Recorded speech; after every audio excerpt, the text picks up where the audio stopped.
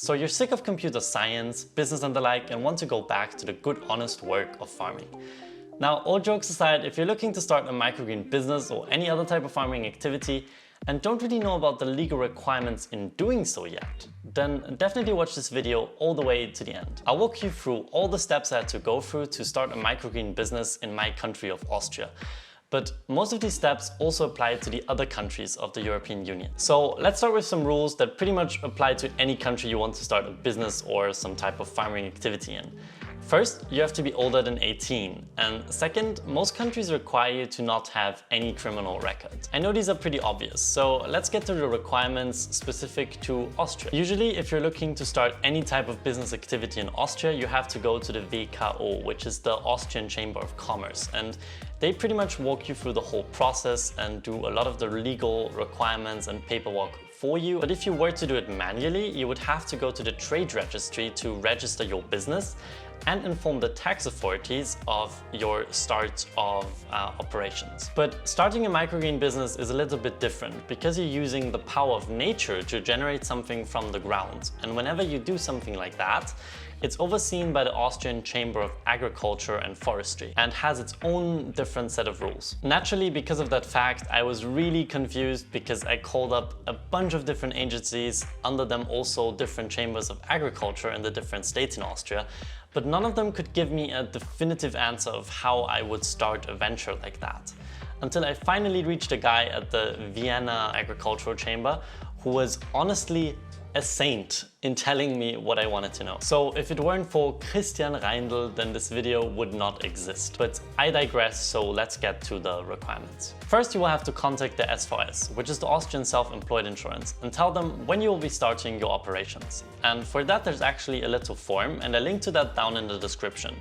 Just make sure that if you're sending the form, you send them a little email describing what you're doing, because in their form, there's like a section of how much land you're planning to cultivate, and if you're like me and have a very small area of land to cultivate, then it looks kind of silly because they have their measurements in hectares, and if you write down 0.00001 hectares, then they think that you're kind of, I don't know, making fun of them. So you kind of should tell them why you have such a small area of land and kind of explain what microgreens are and how you're growing your crops. By registering for the self-employed insurance, you'll be liable to 16 euros a month of accidents insurance.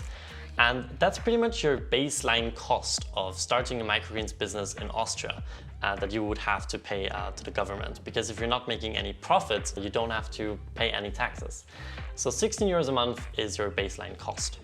And don't worry if you still have a job and kind of doing microgreens as a side hustle.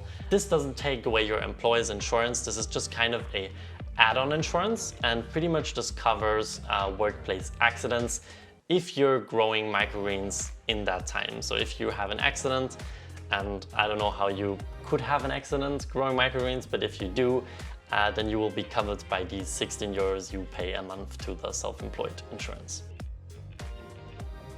A confirmation of seeing your start of operations form, because that's what you need to give the Austrian Chamber of Agriculture, who will then be able to give you the equivalent of a trade registry number that usually the Austrian Chamber of Commerce would give you.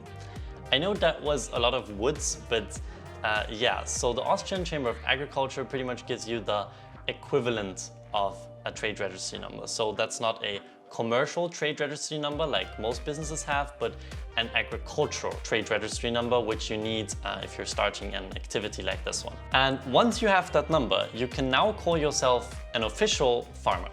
And honestly, I never thought I would end up a legal farmer in Austria. So once you have that number, you already are 2/3 done. The only thing left at this point is to inform the tax authority of your intention of starting a business. And you inform the tax authorities by filling out even more forms, and lucky for you, I put the links to them in the description so you don't have to look for them online. In Austria, there's FERF 24 and FERF 16, and FERF is pretty much just short in German for Verfahren, which stands for procedure, and it's just different procedures that the tax authority needs to know how much money your business is going to generate, and some additional information. In FAF24, you're giving the tax authority an estimate of how much money you're planning to generate in the first 2 years of operations, and just some additional information about your business. FAF16, on the other hand, only applies to small agricultural ventures, since those are tax exempt, meaning they don't have to collect VAT from products they sell and pass it on to the government.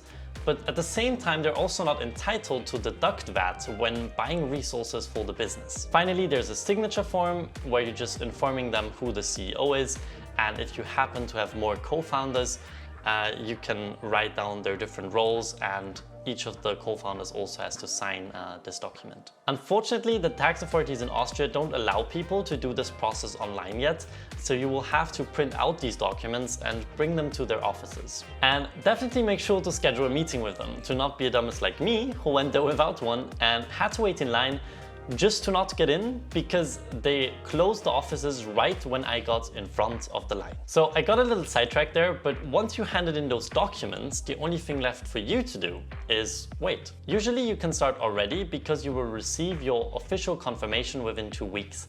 And if it happens to get rejected, you will have to stop anyways, and it will thus not be a continuous economic activity, and you will not have broken the law. You will just have to stop or try to reach out to them again. Concluding, there are 2 processes. First, you have to get the agricultural registration number, and second, you have to inform the tax authorities of you starting the business and giving them an estimate of how much money you're planning to generate. Also, I recommend you do these processes simultaneously, because if you don't, you will just double your wait, and that's precious time you could use to learn more about your business and growing crops and all the other stuff you're more interested in than legal requirements. Another optional thing you can do is a 1-day hygienics course, and you won't learn a lot of new things there, but it's a good sign for chefs of quality, so that you know what you're doing and that you're handling your produce hygienically. And if you're planning to sell at farmers markets, some might even require you to have completed such a course just to make sure that their quality is kept to a certain standard. So this is pretty much it. Super short video. Subscribe if you want to see more content like this, and I will probably see you in the next video. Bye!